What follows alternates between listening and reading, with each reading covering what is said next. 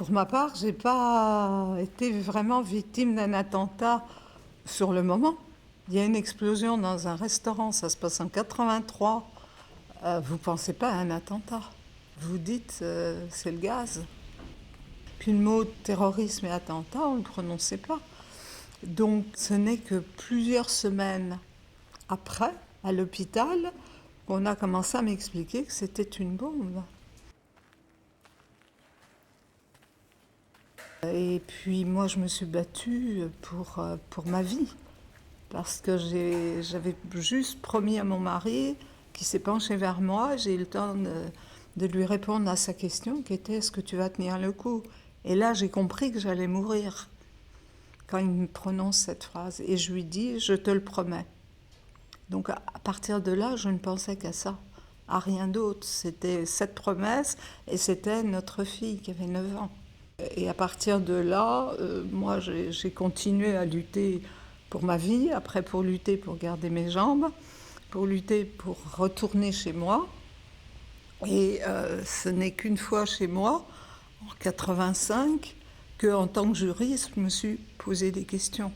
Pourquoi est-ce que c'est moi, mon mari, notre famille qui était visée? Est-ce que c'est le restaurant? Est-ce qu'il y avait eu des menaces? Est-ce que c'est du racket? Est-ce que c'est une volonté de nuire? C'est le pourquoi qui devient un peu obsédant. Vous vous dites, voilà, moi je dîne tranquillement dans un restaurant, je ne suis pas une cible, je ne suis pas dans une zone à risque, donc pourquoi?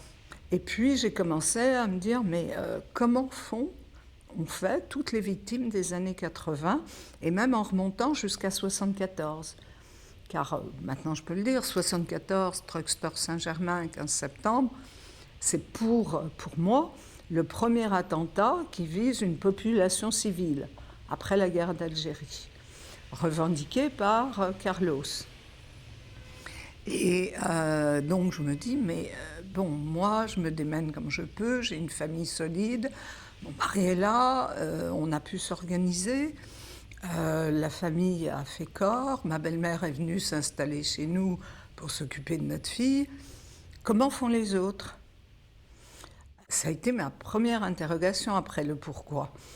Et on a eu l'idée de créer une association de victimes, SOS Attentat, pour déjà retrouver, recenser les victimes. Et on s'est heurté au fait que le ministère de l'Intérieur nous répondait « mais on ne peut pas vous donner le chiffre, on ne peut pas vous aider, parce que toutes les victimes rentrent dans la catégorie victimes d'infraction pénale, d'agression. Le mot terrorisme n'existe pas en droit français, donc on ne peut pas vous dire qui a été victime d'un attentat ou qui a été victime d'une agression. » Donc il y avait des problèmes de remboursement de soins, il y avait des problèmes psychologiques, il y avait des problèmes sociaux, il y avait des problèmes professionnels. Il y avait des couples qui, donc quand on a retrouvé la trace, qui avaient volé en éclats, des familles qui avaient volé en éclats. Enfin, on découvre avec mon mari un monde invraisemblable de gens à l'abandon.